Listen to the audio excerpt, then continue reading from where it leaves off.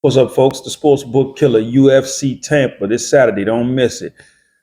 My last week, UFC 310. Let me give you my report card real quick. I was 5-0 in my strong bets. Got all five of them correct. So that was 100%.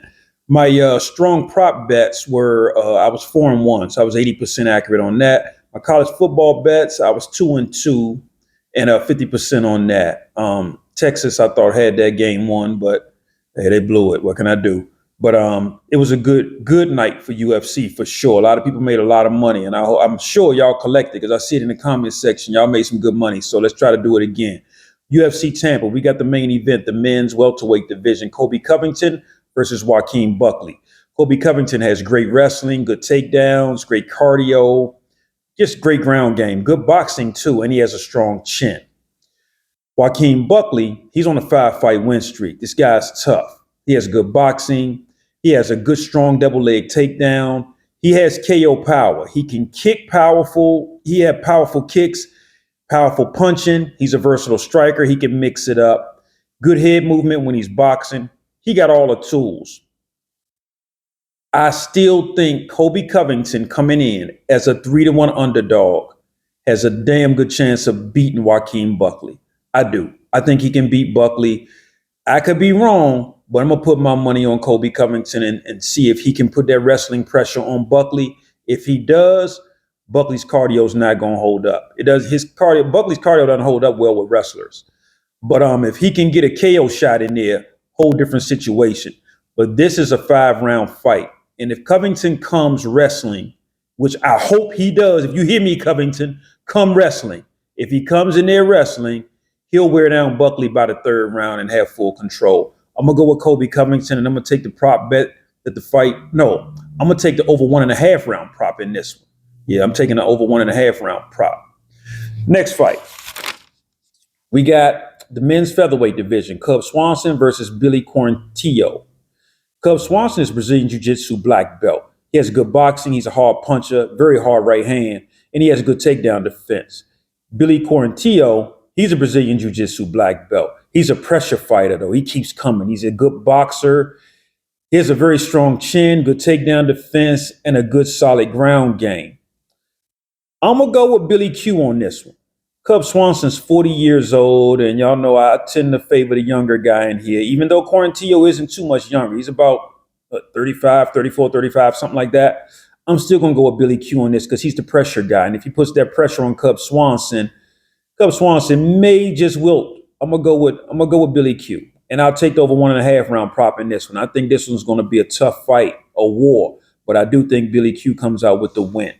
Next fight, we got the men's flyweight division, Manel Kape versus Bruno Silva. This should be a real good fight here. Very good fight. Manel Kape is, believe it or not, a Brazilian Jiu-Jitsu black belt. He doesn't go to the ground a lot, but he's a black belt in Jiu-Jitsu. He has really good phenomenal takedown defense. He's a hard puncher, and he has a very strong chin and fast hands. Bruno Silva, he's a Brazilian Jiu-Jitsu black belt. He's a hard, versatile striker. He's on a 4-fight win streak. He has a real solid ground game, even though you don't see it much either. He has fast hands as well. Judging from the way Manel Kape handled Mokaev when they fought, he lost, but that was a really, really close fight. And Manel Kape defended those takedowns really well, really well. I got to go with Manel Kape in this one. I think he's going to be the much better striker here. So I got to go with Manel Kape to win, and I'll take the over 1.5 round prop. I think it'll be a little back and forth in the beginning, and I think Manel just outpoints him. Next fight, we got the men's light heavyweight division, Vitor Petrino versus Dustin Jacoby.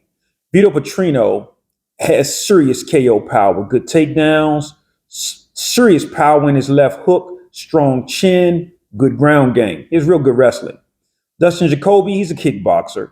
He's a pressure fighter too. He has good cardio, good, nice, strong left jab, and good boxing as well. But I got to go with Vitor Petrino. I hope he gives me back what I lost when I bet on him against Anthony Smith and he got choked out like that. I think he's going to be on get back, and I think he's going to come strong. He's a tough dude. So I'm going with Vitor Petrino to win, and I'm going to take the prop bet that the fight starts the 2nd round. Next fight. We got the men's bantamweight division. Adrian Yanez versus Daniel Marcos. Adrian Yanez has really good boxing. Hard right hand. He was KO'd by Rob Font, though. But he's a Brazilian Jiu-Jitsu black belt. Daniel Marcos, he's a hard, versatile striker. He has a fast right hand. I mean, fast and hard right hand. He throws it a lot, too. He has good cardio and very strong leg kicks. And I like Marcos' left jab. He got a good, stiff left jab. I'm going to go with Daniel Marcos to win this. Even though Marcos, he keeps winning, but he's not winning impressively. But I'm going to go with him to win this one. I think he can beat Yanez if he doesn't get caught with something crazy and knocked out. I go with Marcos to win, and I'm going to take the over 1.5 round prop in this one. Next fight, we got the men's light heavyweight division. Navajo Stirling versus Tuco Tokkos. Navajo Stirling is a hard, versatile striker with serious KO power. He has very strong kicks. This is his UFC debut. This guy can fight, though. He can fight. Tokkos, I watched him fight. His boxing's weak. He has a decent ground game, but it's not all that. Nothing to write home about. I'm going to be rolling with Stirling in this one. Right now, Stirling is like a 7.5 to 1 favorite, so it's kind of hard to bet on him. I probably wouldn't suggest it because these UFC debuts can go sideways sometimes. But if you could find a way to make some money off him in a parlay, like maybe taking a spread and hoping he gets a KO, that might be a decent play. You might get better. Well, you probably more than likely will get better odds on a spread bet, minus 3.5 spread. But the pick is Navajo Stirling. Next fight. We got the men's lightweight division. Oh, man. Michael Johnson fighting Ottman Azaitar. Michael Johnson has real good boxing. He's a hard puncher. He has really good takedown defense. He has good leg kicks. He has decent cardio, but it's been slipping now that he's about 38 years old. His cardio's not the same. Ottman Azaitar has serious KO power. He has a hard right hand, good boxing, but his chin's rather weak. I'm going to lean Michael Johnson in this one, even though I'm scared. I'm going to lean Michael Johnson, and I'm going to take the over 1.5 round prop in this one. I think Michael Johnson should be able to outpoint this guy if he doesn't get knocked out. And Michael Johnson is no stranger to getting flatlined by a hard punch. So I'm a little concerned, but I'll sprinkle a little something on Michael Johnson. Can't go heavy on him, but I'll put a little something on him, see what he does. Next fight, we got the men's featherweight division. Sean Woodson versus Fernando Padilla. This should be a good striking match here. Sean Woodson, he's tall, 6'2" for featherweight. Can you believe that? He has great boxing. He switches stances very well. He has very fast hands, good takedown defense, and good cardio. Padilla, he's 6'1", so he's tall. And he has good boxing, good strong left jab, good cardio. He's a 10th Planet Jiu-Jitsu brown belt. And he has some punching power on him. But I got to go with Sean Woodson to outpoint him in this one. I think Sean Woodson can outpoint him, especially in that stand-up boxing. It's hard to beat Sean Woodson at that. And I'm going to take the over 1.5 round prop and the over 2.5 round prop in this one. Next fight. We got the men's lightweight division. Joel Alvarez versus Drakkar Klose. I can't wait to see this fight here. Joel Alvarez, this guy, he has good boxing, very strong leg kicks. Brazilian Jiu-Jitsu brown belt, phenomenal ground game. I mean, this guy has a 100% finish rate in all 21 of his victories. And he's not shooting for takedowns or taking people down with the single leg. The fight either ends up on the ground or they take him down and get submitted. This is the strangest thing, but this guy is good. I love the way he kicks legs and the way that he throws punches. He's fighting Drakkar Klose, and Drakkar Klose is actually on a 4-fight win streak. He's good.